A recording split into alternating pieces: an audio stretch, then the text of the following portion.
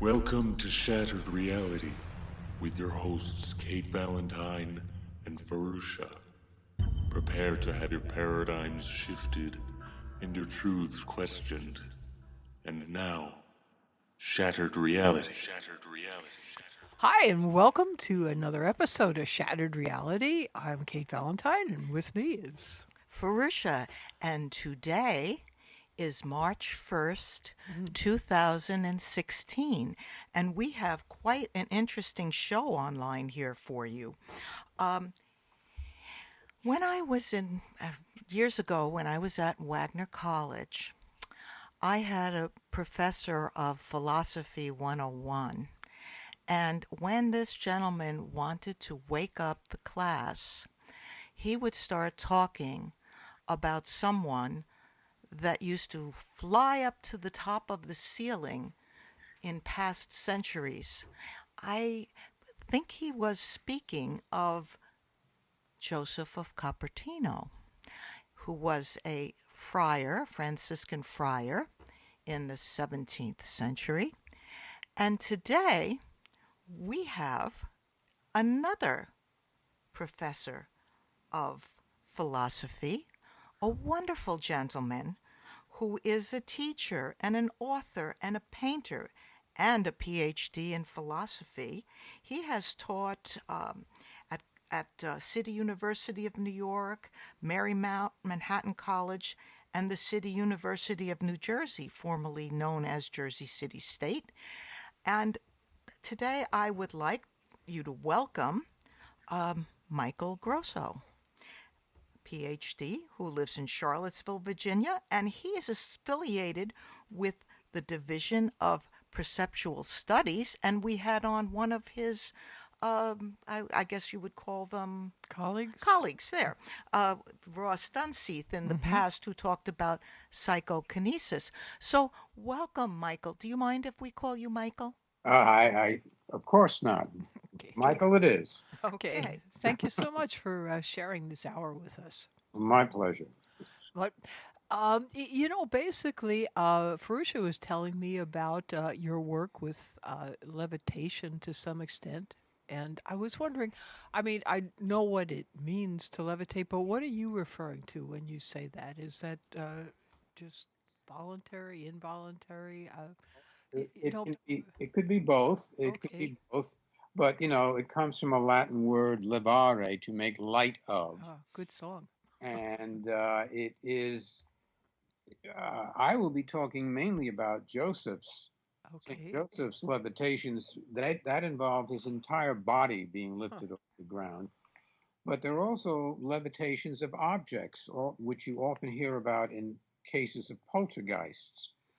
So, and so levitation could take place in a variety of ways, as long as some object, physical object, is moving in space in a way that we cannot explain by any known force.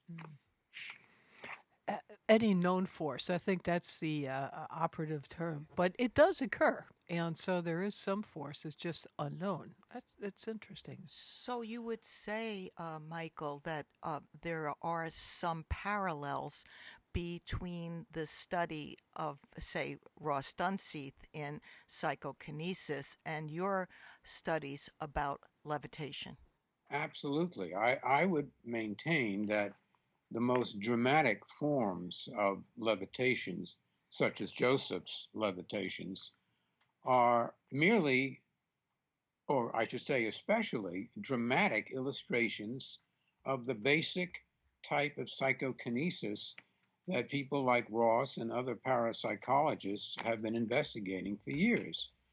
So that, as I said, in a poltergeist or in a dice throwing experiment that J.B. Rhine performed many, many years ago, he demonstrated that an individual, just by aiming or intending, could bias the fall of dice in a way that was statistically significant.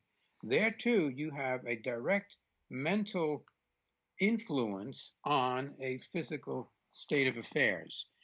And as a matter of fact, if we want to push this a little further, scientists don't really understand how we are able to move our own bodies. So, for example, when I extend my hand to shake your hands, or when I point to the moon with my finger, I'm exerting an influence on a part of my body that, properly speaking, is a form of psychokinesis. That is to say, mind acting upon something physical.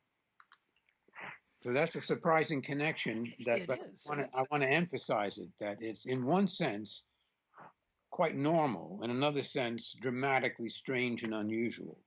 Um, I'm thinking about the idea of intentionality, and it's sort of been demonstrated, and I wish I could pull up the chapter and verse here, but maybe I will if someone asks me afterwards, that we can affect the world through our intention by 5 or 6% off what would happen by absolute chance.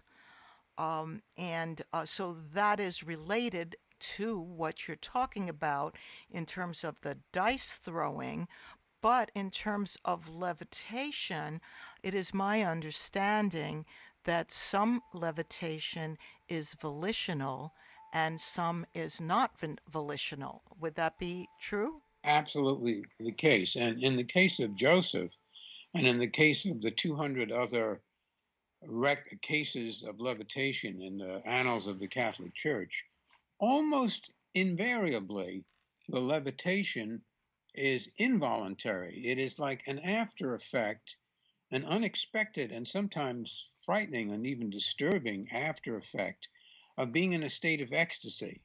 So, properly speaking about these unusual dramatic forms of levitation, it's more accurate to talk about ecstatic levitation, meaning it never happens unless the agent or the levitator is in a very, very unusual state of consciousness, one which we characterize as rapture or ecstasy. In other words, being out of your normal self, being swept away by a powerful idea or emotion.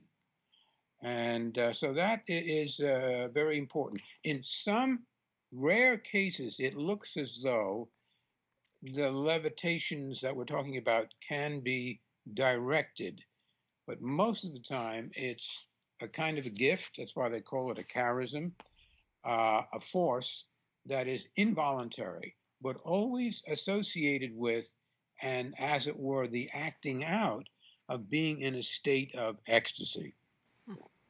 Which would be different than being in a non-physical state, like something like an out-of-body state.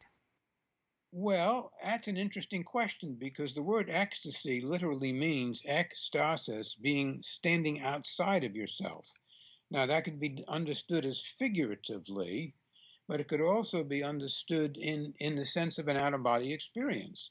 And as a matter of fact, Joseph's ecstasies were really out-of-body states. But with him, they also changed into the physical levitation. So you can have an out-of-body experience. I've had a few, but I never levitated. Right, right. Now, maybe what I didn't do, what I should have done at the beginning of the podcast, maybe you could mention your book that we're speaking about right now, and then give us just a thumbnail of the story of Joseph of Copertino. Well, the name of the book is The Man Who Could Fly, St. Joseph of Copertino, and the mystery, I emphasize mystery, of levitation. In a nutshell, this is the story, or my book focuses on Joseph as a starting point. I go from him and I make comparative studies, and then I try to cover the whole range of PK. But the reason I pick on Joseph as a case to write an entire book about, because all of the historical records indicate that his levitations were the most well documented and the most extraordinary and the most numerous in history. And there were lots of others, but his were perhaps the most dramatic. Now, Joseph started out as a poor, virtually abandoned young man in an impoverished part of Italy, in the early 17th century. He, like many shamans, was sick for 5 years in his early youth, and this may have impaired his sense of connection to his own body, perhaps. But in order to escape the pain of his illness and cope with the loneliness of his being, bedridden, he got into the only thing he knew about, because there were no, television to distract him. He got into prayer.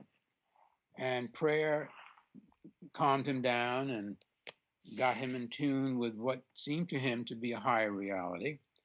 And gradually, when he overcame his illness and he started to re-enter the world of ordinary life, he found he was virtually good for nothing. And he used to say that over and over again, I'm good for nothing. So the next best thing was to become a priest and devote himself to the divine. And even there, he had a hard time because he wasn't very bookish. He didn't have the head for reading and writing. Not that he was stupid, but he just didn't have that skill. So it took a while before he made it as a priest. And finally, at the age of 25, he did succeed in becoming a full-fledged priest. And from that time on, he began to evolve, both as a human being and also as a mystic and a psychic. And bit by bit, his ecstatic, visionary experiences became so frequent that people began to notice. And then one day, it happened that he was meditating on a painting of the Madonna, and he got so carried away with his inner raptures that he physically lifted up off the ground. And that was the beginning of his career as a levitator. Now, to make a long story short, the moment these dramatic things began to happen, his whole life changed. And I would simply say, in one sense, it changed for the worse, not for the better, because he became the subject of observation, surveillance. He became very charismatic. People wanted to see him, to hang out with him, to touch him, to receive gifts and knowledge from him. And so the church had to keep their eye on him because there was no telling what he could do. He could create riots, and often people broke the windows of churches. Later on in his career, just to get a glimpse of him. Things got so crowded. Wherever he went, people followed him. So that's the story of the beginning of his life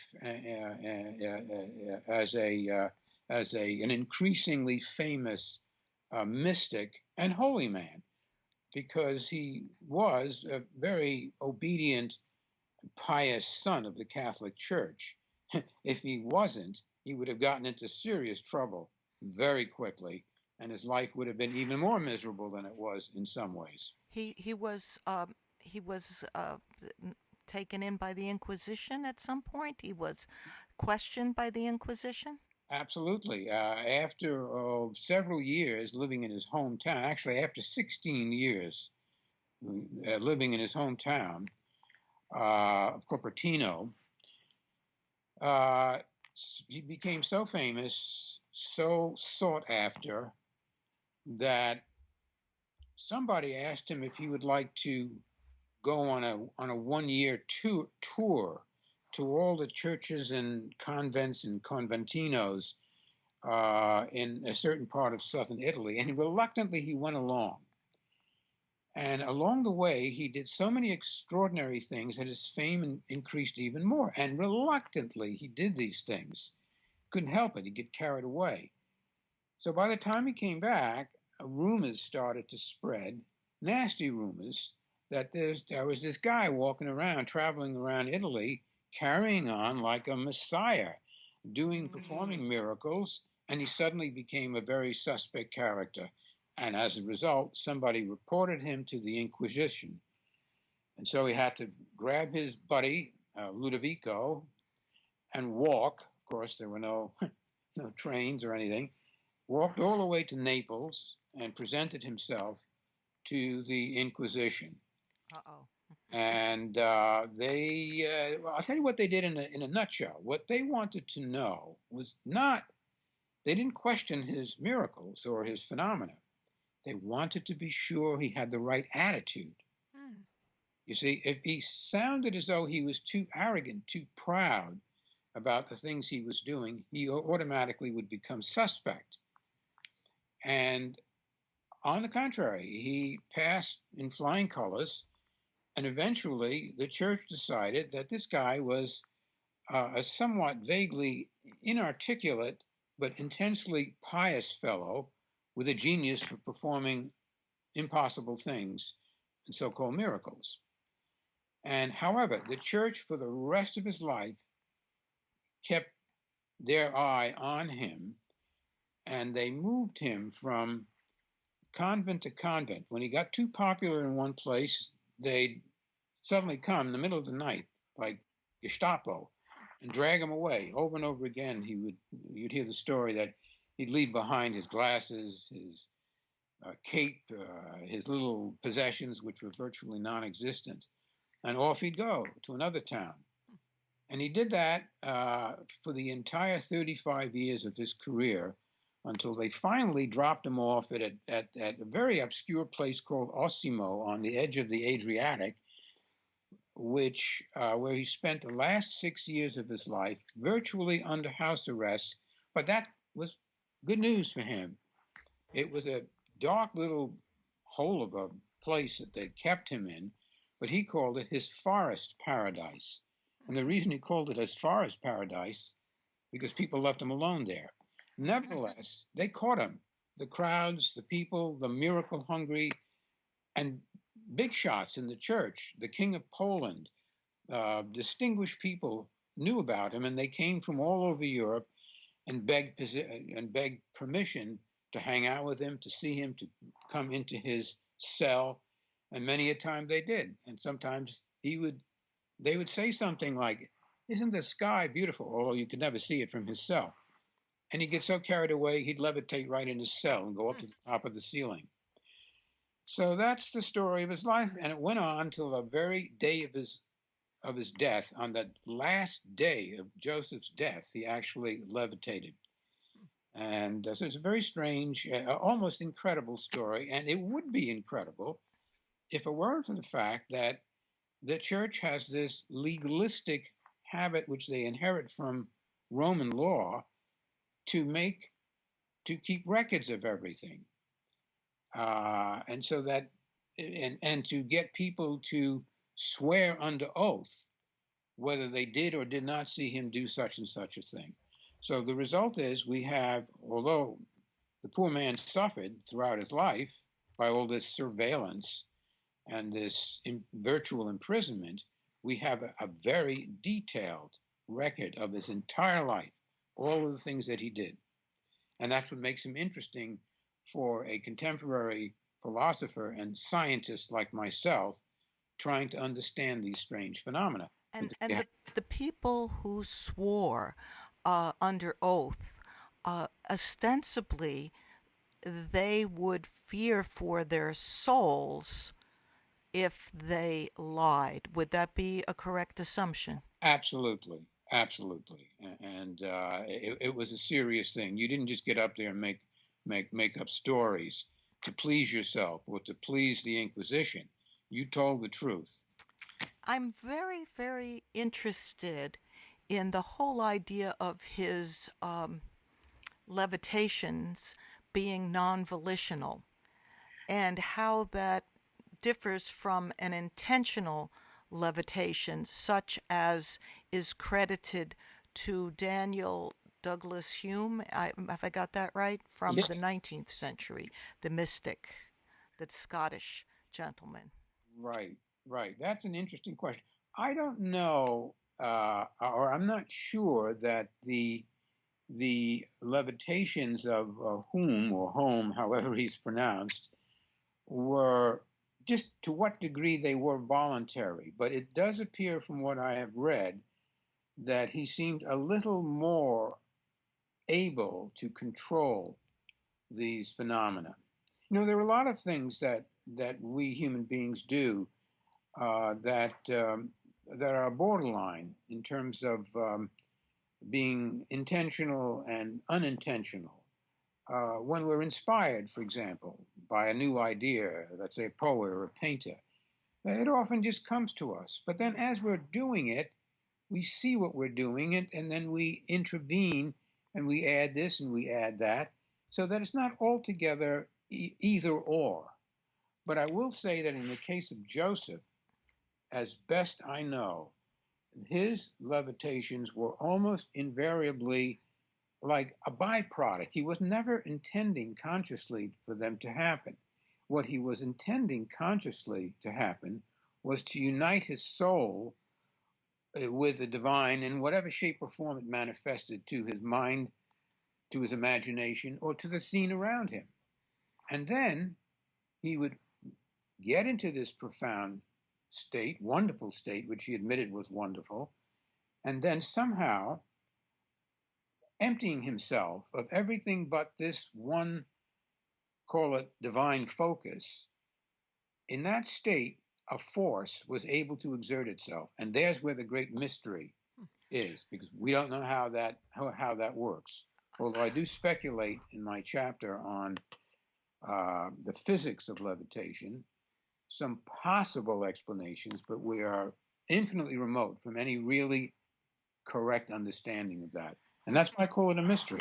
It does seem to me somehow that if we look at sort of the cosmology of the whole situation, that I can really see like a universal consciousness, which some people might call God, but then there seems to be something else, some intermediary forces that are sometimes seen as apparitions or UFOs or angels or demons or others that are not physically visible to us in the spectrum, in the the very big electromagnetic spectrum, of which our visible light energy is only a small portion, and somehow they sometimes exert influence on the earth, humanity and animals. Absolutely. I think you described that perfectly. I think that I myself have come to believe that our personal consciousness is part of a cosmic consciousness. Our consciousness is pretty much one thing. And the manifestations of, well, just look at your own consciousness. I'm conscious of a screen in front of me right now, so that's cognitive. But I can also move the screen away from me a little bit. I can exert an influence through my conscious intentionality on my body to adjust the place of this screen. So it appears that even our own little piece of the big divine consciousness, if you want to call it that, can do all kinds of things. It can calculate, it can reason, it can feel, it can sometimes move things physically, right? The intentional part, Sure. so long as it has a body. If it doesn't have a body, then it's slightly more mysterious of how the direct action. This pure consciousness may, as you say, assume the form of a ghost, which has a localized consciousness, or it may assume the form of the Madonna and appear to millions of people, as it has in various parts of the world, especially in the last 100 or so years. So I think that's a perfectly plausible model, that there is a form of consciousness that pervades the entire physical universe, but it seems to manifest itself only through living forms, such as ourselves. We don't know what other kinds of living creatures are out there. And it also seems to express itself in non-physical shapes and forms that appear in dreams, that appear in the visions of saints and yogis and mystics. But it seems to me it's a perfectly coherent way of looking at the world, if you're willing to look at all the unusual phenomena that point in that direction. which is what we're doing right now. Right. What were some of your theories on that, as far as what the causative agent was? Well, I'm not sure what you're asking now. What? Well, you said that you had some theories as to Yes, how that uh, might happen. from the physics. Yeah. Yeah. Well, okay. I'll give you one that I can explain easily. Mm-hmm. And actually, one of the physicists that I derived this idea from was open to it as a possibility. And it's this, and a bit weird, but I'll express it as concisely as I can. When you remember or imagine Joseph, or anybody for that matter, but let's say Joseph levitating. He gets carried away during mass, let's say, and he levitates, and he floats up in front of an altar, and there are candles burning. The candles don't catch fire, so he's immune to fire. People want to try to wake him up, so they start jamming. They stick little knives in his side. He doesn't feel it. So while he's in this space, while he's in this levitated, we'll call it a levitated bubble of space. Okay. He defies the law of gravity. He's impervious to fire. He's impervious to pain. There are all these different properties that he acquires in this new space. Now, here's my question. Yeah. What space do we already know about where these things actually take place? Answer, dreams. Oh. In a dream, I can fly. In a dream, the fire doesn't hurt me. In a dream, you can smack me in the face and I might laugh back at you, and you won't, I won't feel it. There's no pain. Now, what I think is happening is this, and this is a theory. There's this thing called, we'll call it dream space, and there's waking space. Normally, we enter dream space when we're asleep and dreaming. It's cyclic. And then we wake up, and we wake up in waking space, and we can no longer levitate and do all these crazy things. Now, it is possible that under certain special circumstances, those two spaces, the dream space and the waking space, become compacted. Physicists talk about this being a real possibility in black holes, where two forms of space can come together, and none of the information is lost, but fused in the one space.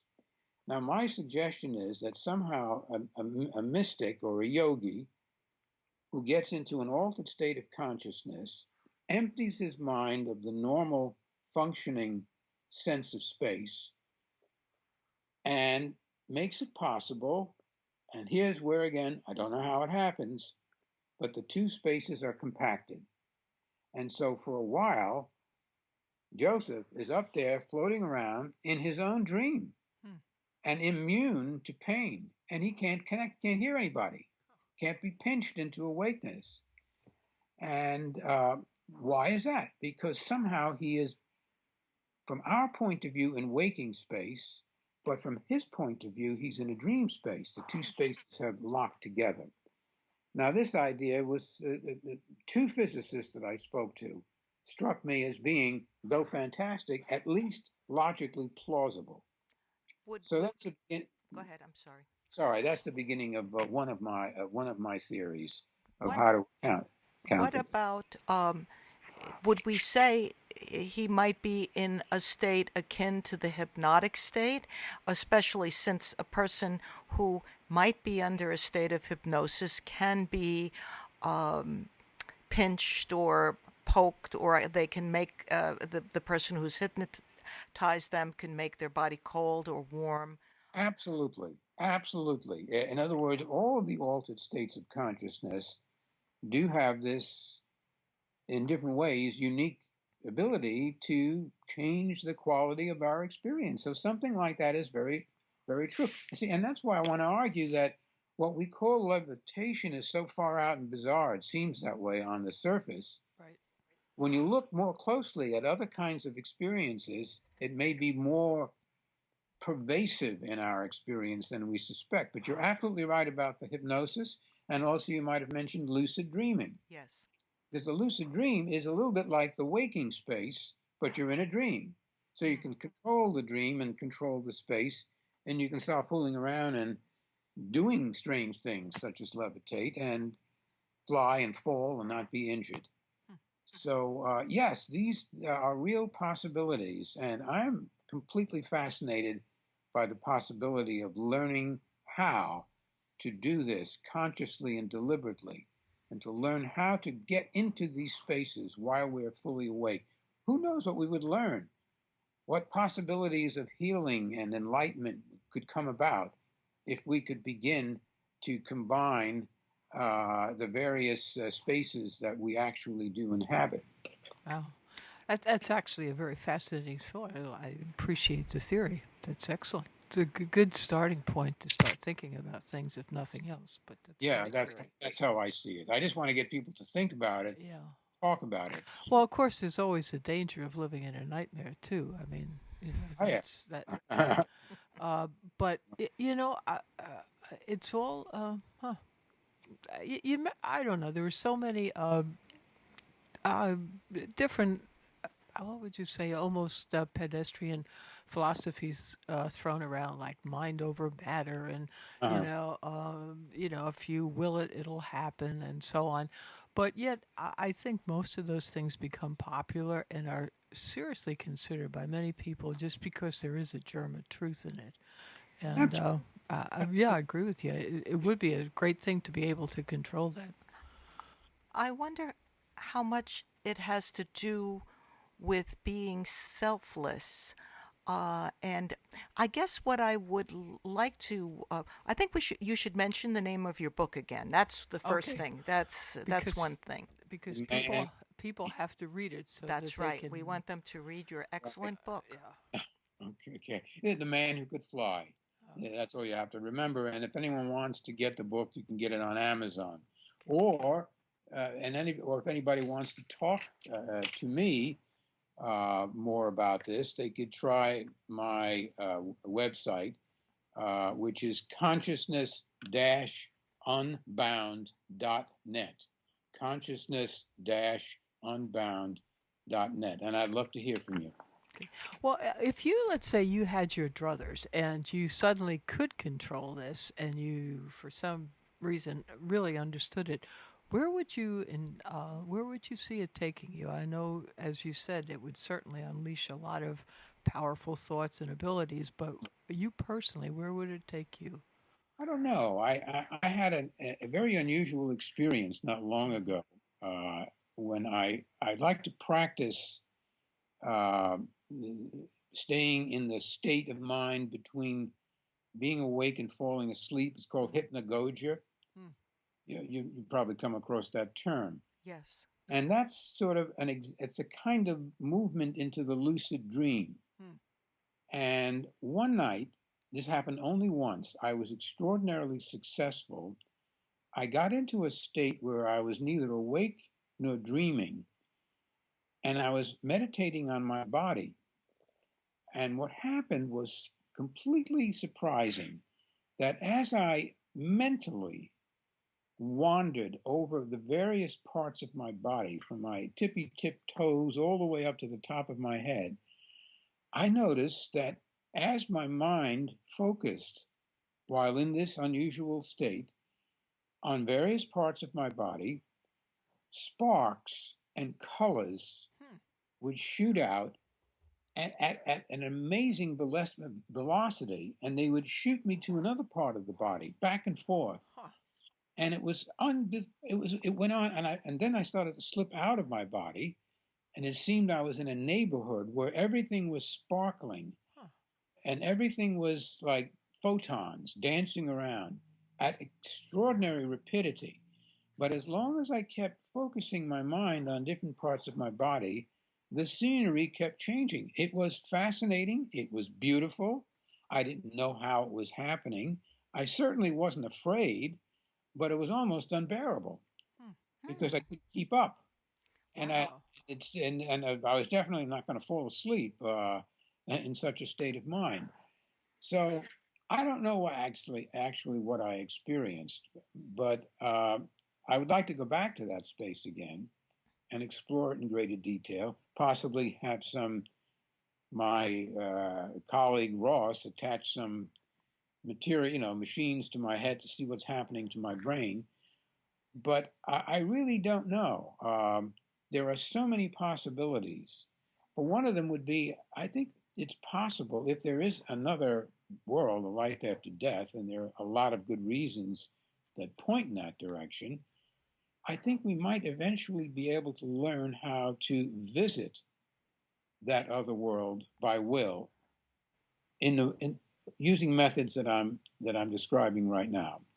And Well, Robert Monroe claims to have visited with his late wife shortly after her passing, I believe, Mhm. using, I would say, reasonably similar methods, Yeah. using the hemisync tones.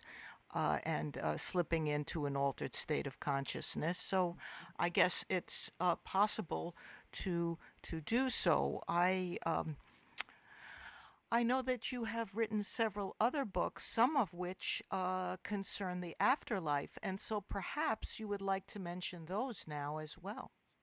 Well, I'll be happy to mention. I wrote a book called "Experiencing the Next World Now," and that I think you can get on Amazon or whatever.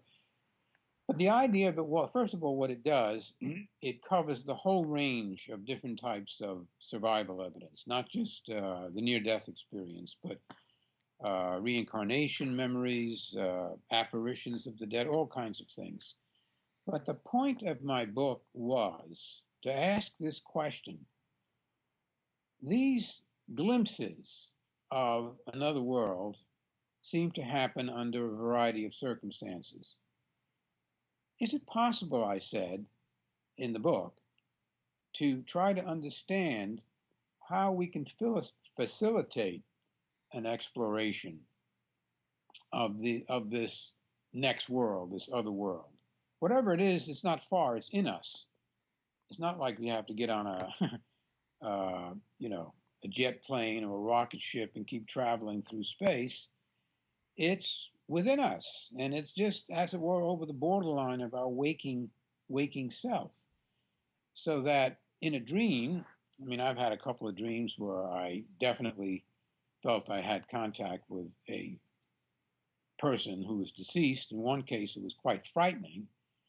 Uh, so I believe that by self knowledge and by the study of consciousness and the use of perhaps psychoactive agents, the sound technologies that you mentioned a moment ago, um, learning how to prolong lucid dreams, learning how to prolong hypnagogic states, using artworks to trigger the imagination, fasting.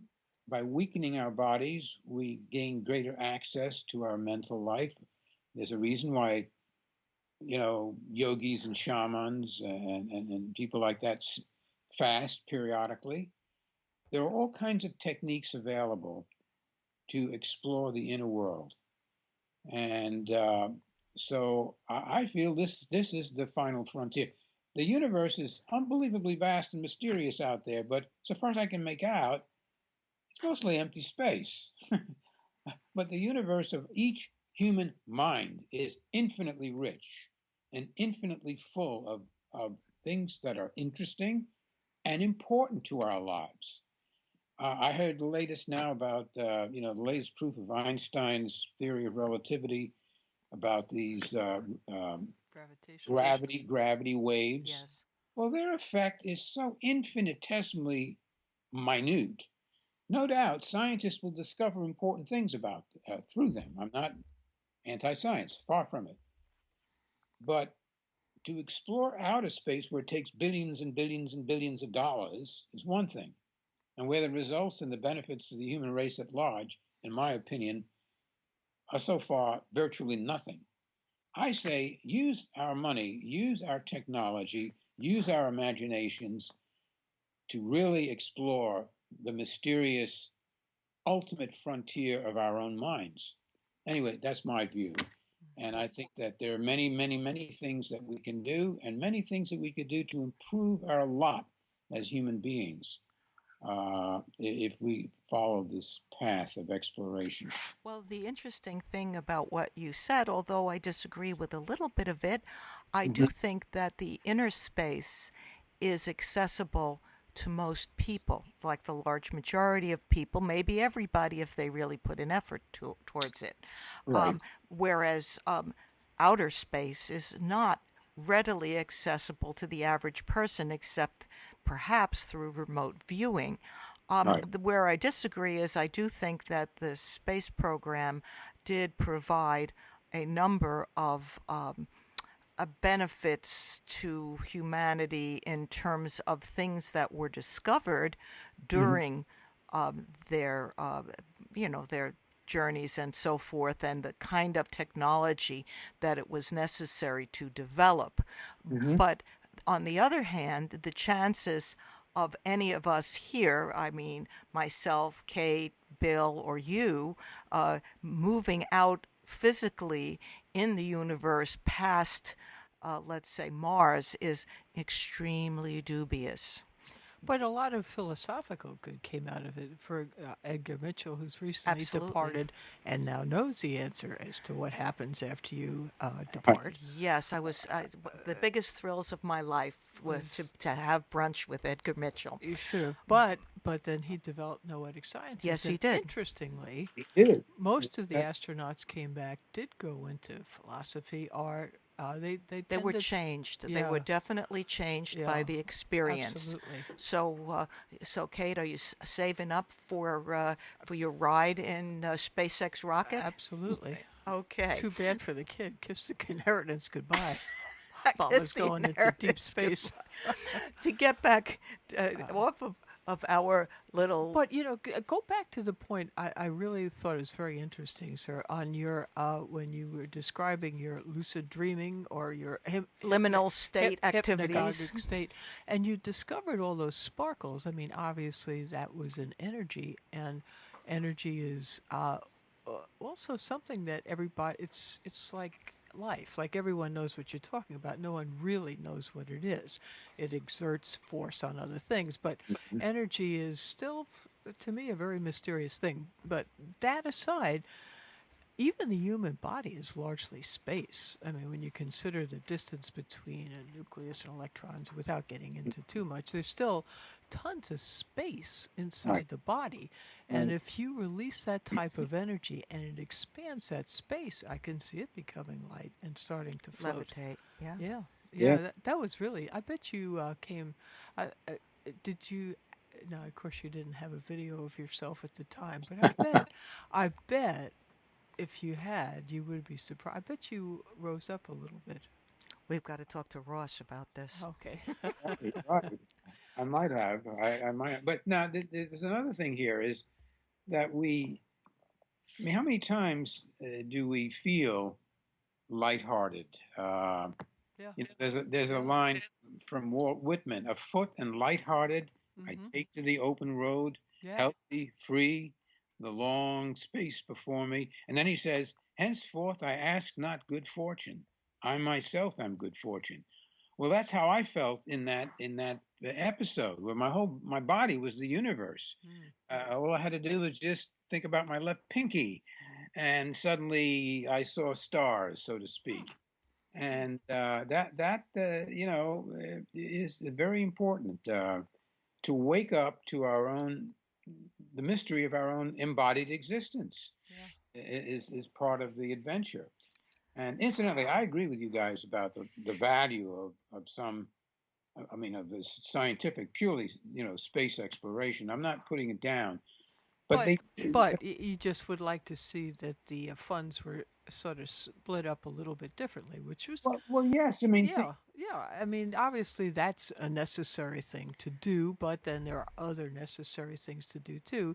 And the right. problem, I think, is that once you start talking about things like lucid dreaming, it doesn't have the validity of hardcore science, which is quantitative and measurable and repeatable. I think that's where all the paranormal things start to fall by the wayside because they're not repeatable. If Well, they were, I know they are to some extent, but not yeah, to a reliable extent where you put sodium and chloride together, you get table sure. salt. But uh, you can't meditate, and because even people like Farusha who do it and pretty consciously do it, uh, they can't rely on it happening all the time. That's true. I mean, I can certainly take an aspirin and my headache goes away. Right. I think people can meditate and make their headaches go away, but I Mm, can't do it as reliable as taking that aspirin. And that's true. and that's where the funding starts to fall by the wayside, and unfortunately so. I mean, I agree with you. I think there should be a lot more funding along those lines. Well, We look, many of the most important things in life are not repeatable. Right, How many Shakespeares do we have? We'll never see another Shakespeare. right, Does that mean Shakespeare? We should just cross him off. He's not a scientifically reproducible phenomenon. right, Not interesting. right, That's absurd. You see, we can't say that. I mean, some of the most important things: the moment of falling in love. No moment like that in a man's life, perhaps. right, Maybe he's lucky happens a couple of times, or a woman, right? right, There is magic there. I mean, life, it seems to me, is full of the unrepeatable. right. And but I do agree with you. It's things repeatable effects and services are more marketable, Mm-hmm. and I'll grant that. And I think that's one of the uh, Edgar Wilson, E.O. Wilson said too, that what he was trying to do in his last book, Consilience, was to bring back philosophy into the field of science and get them married together again as they had been. I think it's gone over way too far into the so-called hard sciences. I agree, You and know. with philosophy, the sense of wonder, and I Mm-hmm. do agree with the author of Consilience about that. And the part of science that I'm so excited about nowadays is a growing interest in animal consciousness. And the scientists are finally waking up, although ordinary people always knew Right. that animals, their pets, for example, are conscious. Right. But science itself is catching up to common sense here. And I think that this is one of the more exciting branches of science. And one of the values of it is to induce or awaken in ordinary human beings a sense of wonder. Because when you start wondering about things, you see them differently. You don't necessarily see them as things that you necessarily want to exploit, but things that have value in and for themselves. So very absolutely. much for that, the idea of combining science, philosophy, and wonder together again, and a great idea. I would just mention here, in terms of the hard sciences, a lot of the study that has been done on experimenter bias, and that having an intentional effect on the outcome of the experiments. Right. Right. That's a big point in parapsychology. If you don't have someone who is, I know, expecting positive results, enthusiastic and spontaneous, which is one of the key variables, you're not going to get the same effect. Mm. But that's true for all human behaviors, right? I mean, if you are asking a, if you're a kid and you're asking a favor from your dad, you got to watch out for experimenter effect, right? Make sure that he's in a good mood after Right. he's had a nice meal and he's laughing and smiling and cracking jokes. Then you can say, "Hey, Dad, can you lend me $50? I want to buy something." I mean, you don't approach him when he's in a rage.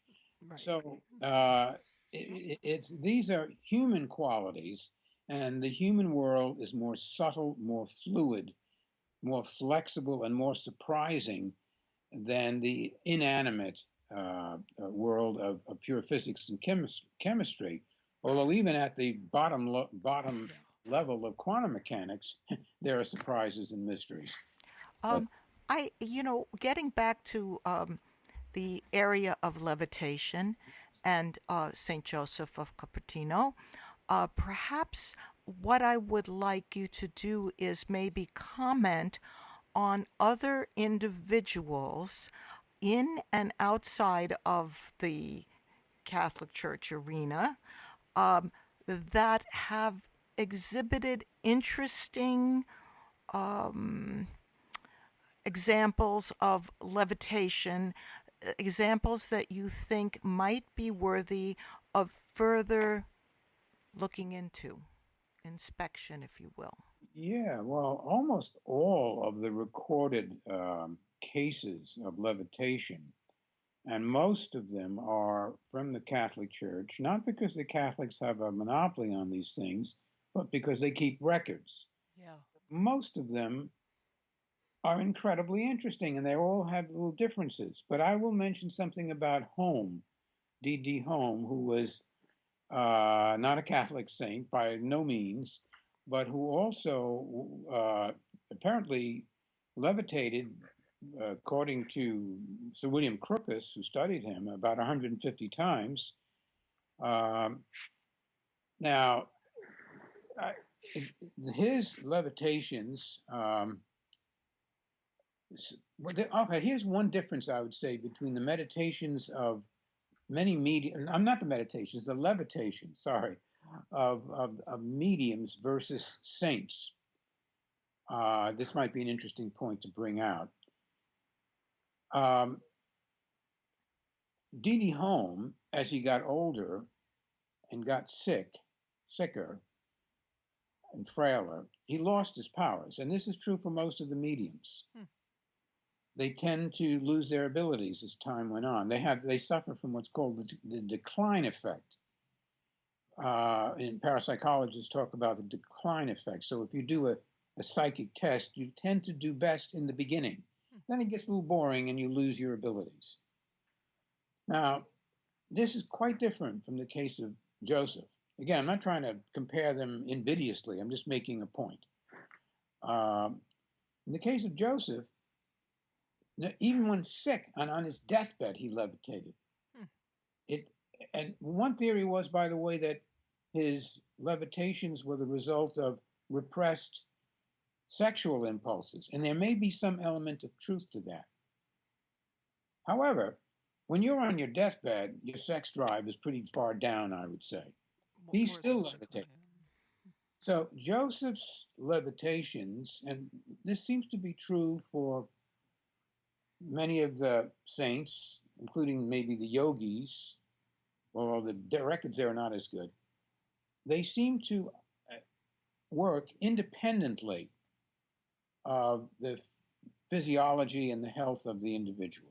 So that's not a definite point, but it's a possible thing to look at. But now here's another comparison with another Catholic saint, Saint Teresa. Teresa would levitate, get carried away, ecstatic, and levitate. And like Joseph, she found it very embarrassing because it called attention to her. Mystics don't want to be noticed. Mediums do. They want to perform. They want followings. Mystics don't want that. They want to stay by themselves. Now, in the case of St. Teresa, she prayed that over and over again that these manifestations ceased, and they did. Joseph, too, prayed over and over again and got his buddies to pray with him and for him. It never worked. Again, what does this prove? I don't know. It proves individual difference. Well, that comes back to the whole idea of self-consciousness in terms of having an ego in the case of someone perhaps like Home or Hume, and the lack of ego that was present, certainly from what I read in your book about Joseph. Is there perhaps any Hindu or yogic people you would like to mention, or anybody in the world today who exhibits levitation? With confidence, it's hard for me to say that. There's a famous book called The Autobiography of a Yogi, Yogananda. You must know that. Yes.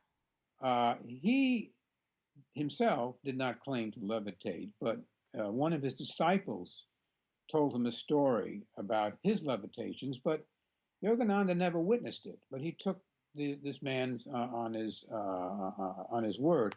It's interesting that Yogananda explained the levitations as a result of pranayama, the breathing exercise. So, in fact, yoga seems to relate the so-called, phenomena, extraordinary phenomena, have a lot to do with the control of breath, the life force. And that makes a lot of sense to me. So perhaps the different traditions have learned different things about this phenomenon that we're describing, but we don't know enough about the other traditions as far as really compelling cases to be sure about what really is going on. But I know that there's a Tibetan yogi, famous Tibetan yogi, Milarepa. He writes about his levitations. That was back a while ago. What do we know? What time frame that was in? Yeah, that would probably go back to about the Middle Ages. Right. But there's a famous biography of him or by him, and it's interesting because he says that he started out just having out of body experiences and traveling all over the universe out of his body and seeing things and beholding the wonders of the cosmos. And then gradually he learned the ability to levitate his body. And he could be making this up. There are no witnesses. But I was impressed. It had an air of truthiness, if I may use that phrase, to it. And okay. he described himself on one occasion as flying above a group of people, and they recognized them, and they got into a conversation. And one person said, "Ah, what a bore." The other person said, "How interesting! There's a man who could fly." And then eventually he decided to avoid. And I'm just repeating the story because it is a story.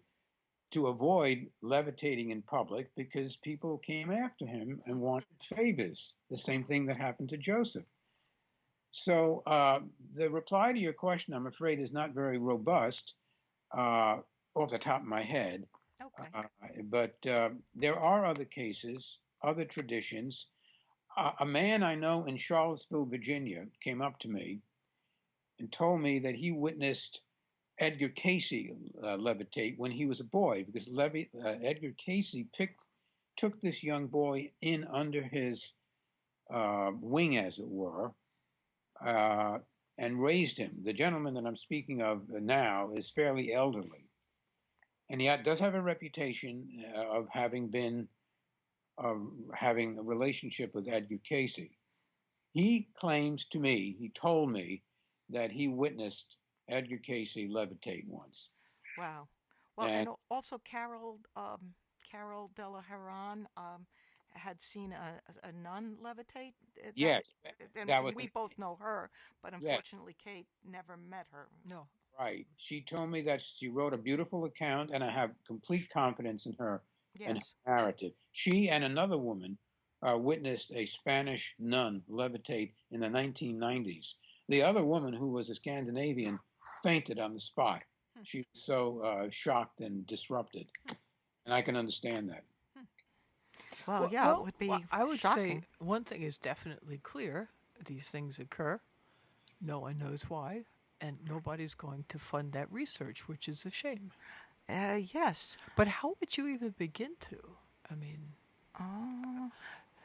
sometimes, like, let's say, if you just did it from physiological standpoint, I mean, yeah, sure, you could just stick some electrodes in and out and measure temperature, pressure, and all that. But that, I think, is sort of like taking it away from the subject, isn't it? Like you're bringing it too much out of the meditation and into the conscious. Yeah. I don't know. Boy, you bring up some interesting questions. Thank you. Well, one thing before we go, I wanted to say something to the skeptics in the audience, which I'm sure, the many people who will hear this, there will be a number of skeptics because it's an incredible thing, and on some level just to contemplate it. Well, it's just outside of the exactly, yes. But what I would say to them, is that just because such a thing can be done through a trick, it doesn't mean it was done through a trick. Right. And the magician duo, the what are Oh, Penn and Teller? Penn and Teller, they try to make everything into, say how everything is flawed that we talk about, and how it's all ruse by some clever And magicians. who was But the big skeptic too? Idiot Nichols or something? yeah, Yeah. but Penn and Teller is known to most people, Okay. and I enjoy their shows, etc. However, just because something can be done by a trick doesn't mean it was done by a trick. Okay. So before we say goodbye to you, we would like you to mention your website, your books, what's coming up next for you, all of that good stuff. Michael, what do you say? Well, there's going to be pretty soon the Virginia Festival of the Book, where I'm going to be giving a presentation. Oh, very nice. And but yeah, and there's going to be later on in the spring at Asselin a conference dedicated to, well, the title of it is Superhumanity Emerging, or something like that, the title of it. And Michael Murphy, who wrote a wonderful book called The Future of the Body, has invited me, and I'll have a whole opportunity to present my findings on levitation. And there'll be many other scholars and scientists, and we're all going to be discussing some of these far out potentialities of human development. That So sounds wonderful. I'm Sounds like the place to be. yeah, it'll be great. And once more, I'll mention the name of my book, The Man Who Could Fly, St. Joseph Copertino and the Mystery of Levitation. And Amazon has it. You can get it on Amazon. And I'd also enjoy hearing from any of you. If you want to get to talk to me, or rather to email me, at my website, which is consciousness-unbound.net. Okay. Well, I'm sure all the dates for your upcoming events will be there as well. Yeah, I hope so. Okay, good. Got to put them up there, I Yeah, guess. yeah. Okay, well, thank you very, very much, Michael Grosso. It Yes. was my pleasure. Dr. Michael Grosso. Yes. Thank you Okay, again. bye-bye now. Bye now. I enjoyed it very much. So do we. Us too. Well, Kate, that Yes. was an amazing, wonderful, and interesting interview, don't you think? Uplifting. Uplifting, yes. Indeed, uplifting would be the word. Yes. Let us thank our audio Yes, engineer, Mr. Bill Morades, Right. for his wonderful contribution and work to this. And if our admiration for him would manifest on the physical level, he would be levitating out of his chair right He now. certainly would. I also want to mention. Oh, there he goes. There he goes. Come on, Bill, Woo-hoo, cut it Bill, out. fly. But I also wanted to mention that one of our past guests, Mr. Greg Bishop, is coming out with a new book within days. I've been in contact with him and said that we would give his book a little plug. And we will, but we want to let you know that it will probably, the plug will probably be at the next show, because it's just on the verge of being available on the internet to buy. So hopefully next time we will do that. I would also like to ask people to write in with their experiences, especially if they would enjoy having a moment of 15 minutes of fame, so to speak, and speak a little bit on our podcast, and or mail it in, and we'll speak for you if you would prefer. What do you say, Kate? Do you have any other words of wisdom? No, I think that's it. I really was quite impressed. I sort of started as a skeptic, to be perfectly honest, but yeah, that was very impressive. A very interesting, very well-spoken gentleman. Oh, I wish yeah. I could enunciate my thoughts as well Oh, and yeah. as readily as he does. Yeah, but and it does make you want, like you go through life and everything's every day, and then you get hit with something like this. You go, well, this actually did happen, and nobody knows why, and maybe we should care a little bit more. Yeah, absolutely. And Yeah. it does fit in with our last guest, who was Oh, yeah. Ryan Hurd of Dream Studies. Yeah. So it sort of like fits seamlessly Mm-hmm. into that spectrum. And lucid dreaming and Lucid, all that other absolutely. stuff, and out of body experiences, and yeah, yep. Okay, I guess that sort of wraps it up then. Okay, bye for me here, Fahrusha, and And Kate Valentine over here. okay. Adios. Hope to speak with all of you soon.